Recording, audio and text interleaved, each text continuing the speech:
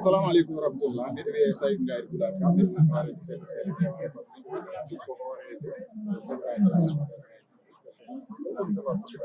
on tottital ngal hannde wonno ko journée de l'éleveur deuxième édition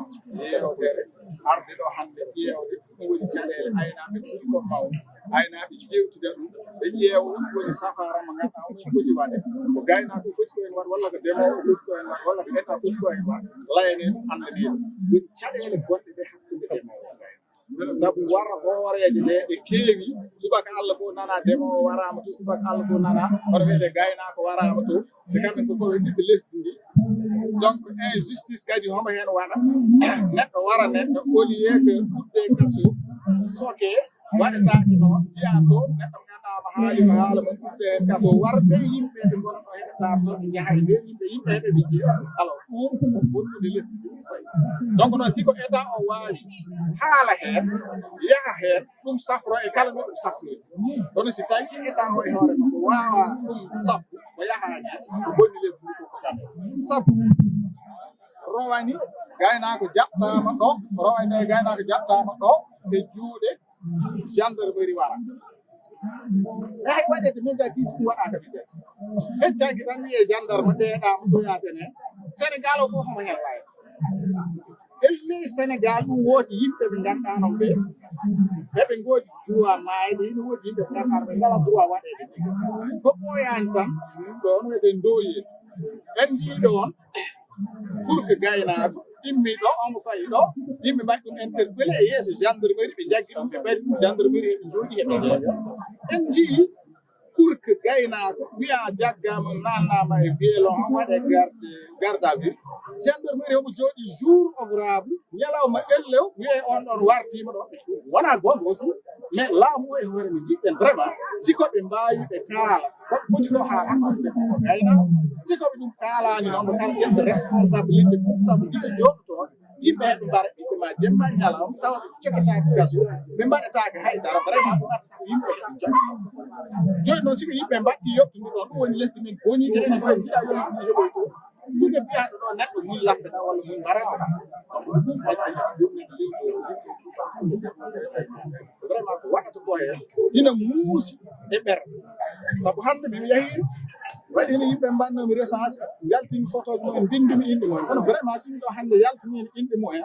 simi yaltininaɗo photo ji mumen kadi ma wano ko hande ɓe mbara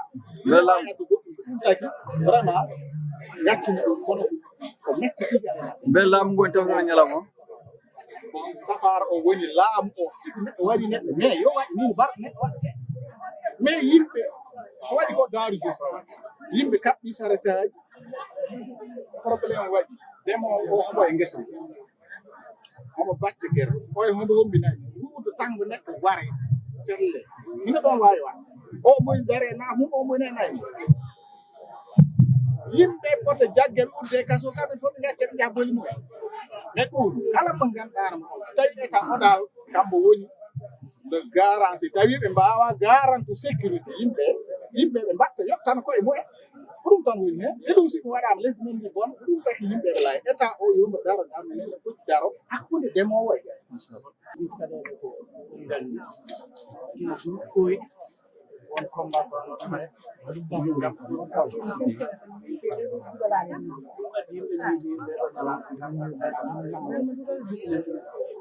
sabu en jii saabu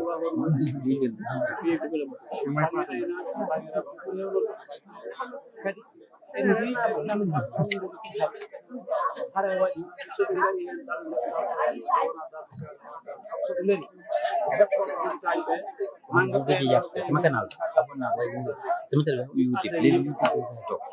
dum man bi jent mo sax tay yawdi yene émission sax ci fofu la wone mais si yawdi ñaata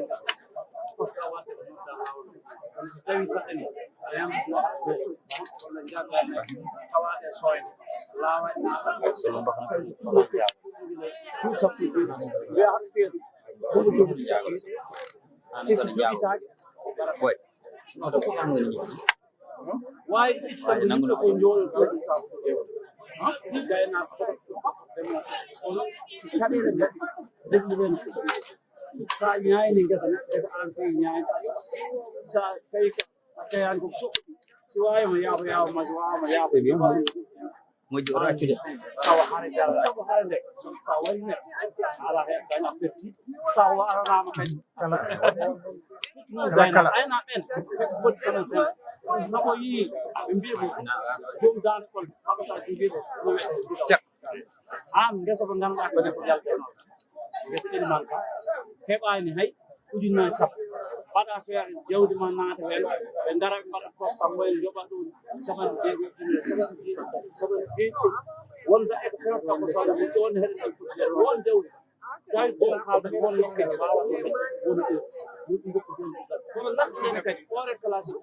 jawdi ndi jeeyi kadi jawdi dañani joni andana